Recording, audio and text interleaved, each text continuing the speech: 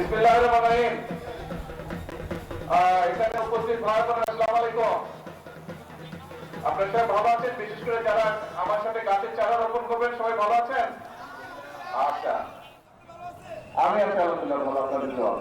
এখন আমরা এখানে আজকে খুব সম্ভবত প্রায় 350 মতন চারা রোপণ করবো এই খালের দুপাশে। এ পাশে না, শুধু দুই পাশে 350 মতন চারা রোপণ করবো।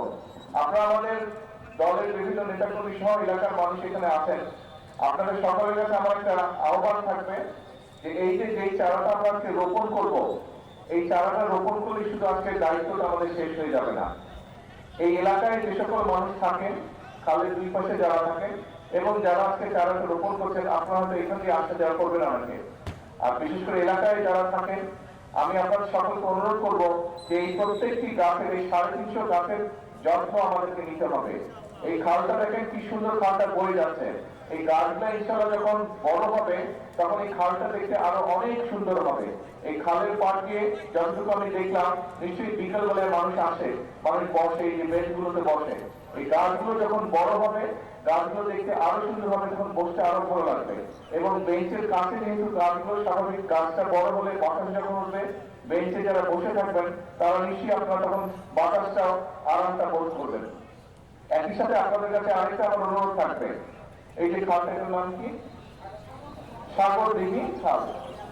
সাগরদিঘি খাল, এই খালটা এই এলাকার জন্য নিশ্চয়ই অত্যন্ত গুরুত্বপূর্ণ একটা খাল, সিটি কর্পোরেশনের খাল। এই খালটার যত্ন করাও কিন্তু শুধু সিটি কর্পোরেশনের একার দায়িত্ব না। এই খালটার যত্ন করা, খালের দুপাশে যে সকল মানুষ আছেন, সকলকে আমাদেরকে এই খালটার যত্ন করতে হবে।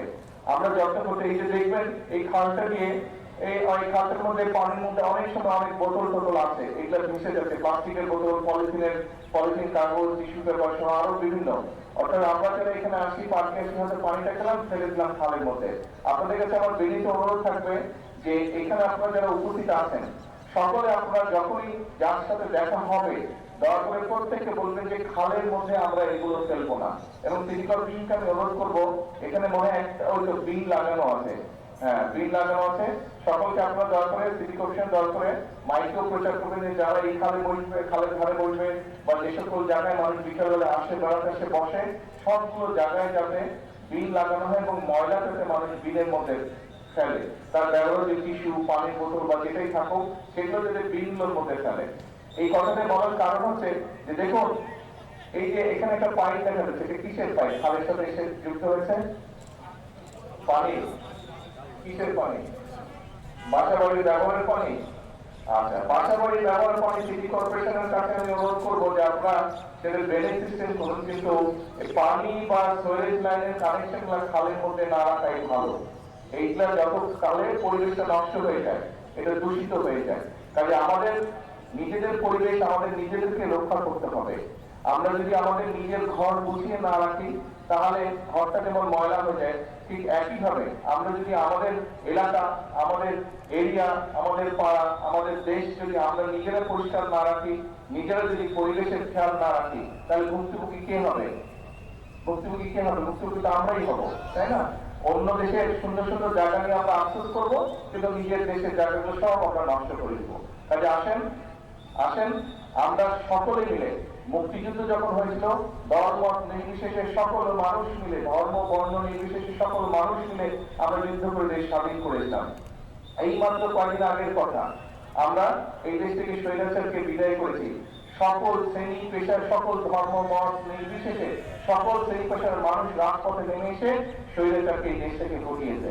তার মানে আমরা সকলে মিলে যদি কাঁধে কাঁধ রেখে দেশের জন্য, মানুষের জন্য যেই কাজগুলো ভালো, সেই কাজগুলো যদি আমরা করি, তাহলে সকলে মিলে উপকৃত হয়।